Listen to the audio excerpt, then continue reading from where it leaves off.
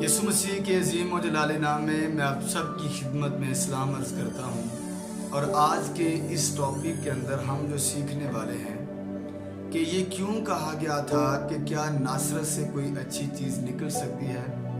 خدا کے لوگوں، جب ہم انجیل یوحنا کو پڑھتے ہیں تو ہمیں پتہ چلتا ہے کہ اس کے پہلے باب کی 32ویں آیت میں لکھا ہے، دوسرے دن یسوع نے گلیل میں جانا چاہا اور فلپس سے مل کر کہا، میرے پیچھے۔ فلپس اندریاس اور پطرس کے شہر بیتسدا کا باشندہ تھا۔ فلپس نے نتنیل سے مل کر اس سے کہا، جس کا ذکر موسیٰ نے تورات اور نبیوں نے کیا ہے وہ مل گیا ہے، وہ یوسف کا بیٹا یسوع ناصری ہے۔ نتنیل نے اس سے کہا، کیا ناصرت سے کوئی اچھی چیز نکل سکتی ہے؟ یہ اس وقت کی بات ہے جب آپ نے بپتسمہ لیا اور خدمت کا آغاز کیا ہے، اور بائبل کا جغرافیہ بتاتا ہے کہ اسرائیل کے 3 صوبے تھے، جس میں یہودیہ اور گلیل اور سامریہ تھے۔ میں باقی صوبوں کی طرف نہیں جانا چاہتا، میں گلیل کی بات کرنا چاہتا ہوں۔ گلیل جو تھا، اسے یہودی خداوند کی گلیل کہتے تھے۔ یہاں تقریباً 19 قسم کے درخت اور بڑے خوبصورت پھل تھے جو کم و بیش یہیں پر ملتے تھے، اعلیٰ نسل میں، اور یہ بڑا اٹریکٹیو ایریا تھا، سرسبز بہت زیادہ تھا۔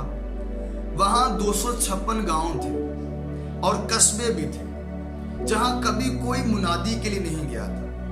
گلیلیوں سے اتنی نفرت کی جاتی تھی کہ ان کو کلمات برکات تک نہیں دیے جاتے تھے، مگر بائبل ایسا بتاتی ہے کہ جیسے ہی آپ ایام بچپن میں ہیں اور مصر سے واپس لوٹے ہیں، آپ کی پرورش جو ہے وہ ناصرت کے اندر ہوئی ہے، اور ناصرت لوگوں کے مائنڈ کے اندر اس وقت بڑا گندا تصور کیا جاتا تھا، کیونکہ ناصرت اس وقت سمجھ لیجئے کہ سب سے بدکار شہر تھا۔ یہاں بدکار اور فحائش عورتیں اور ہر طرح کی بری عادات موجود تھی، تو یسوع مسیح ناصری کی پرورش وہاں پر ہوئی۔ فلپس نے جیسے ہی آ کے نتنیل سے فرمایا کہ خرسطس ملا ہے جو ناصرت میں رہتا ہے، وہ بڑا شاکڈ ہوتا ہے۔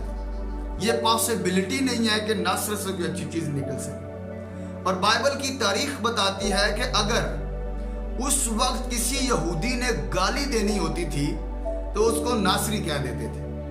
یاد رکھیے گا، یسوع مسیح کے تعلق سے اس کو یہ لوگ تصور کرتے تھے، یعنی کہ نبیوں کے صحیفوں میں لکھا ہے کہ اسے ذلیل کیا جائے گا، کلام میں لکھے اسی سبب سے وہ ناصری کہلائے گا، یعنی کہ حقیر جانا جائے گا۔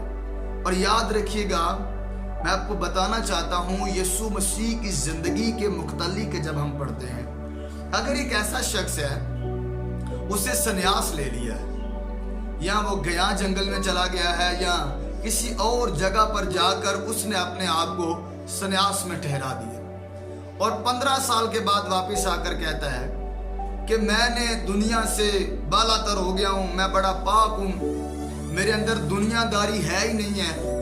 مگر یاد رکھیے گا، یہ زیادہ امپورٹنٹ بات نہیں ہے۔ اہم بات یہ ہے کہ آپ اس گندگی کے اندر رہیں اور پھر بھی اپنے آپ کو صاف اور پاک رکھیں۔ حضور انور کے بارے میں بائبل بتاتی ہے کہ آپ نے 18 سال بڑھئی کا کام ناصرت کے اندر کیا۔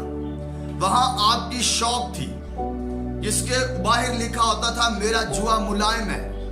یہ یاد رکھیے گا کہ وہاں بدکار عورتیں، فحائش عورتیں، نشہ، ہر طرح کی بدکاری ہوتی تھی، مگر یسوع مسیح ناصری نے کبھی اپنے آپ کو اس کے اندر اپیئر نہیں ہونے دیا۔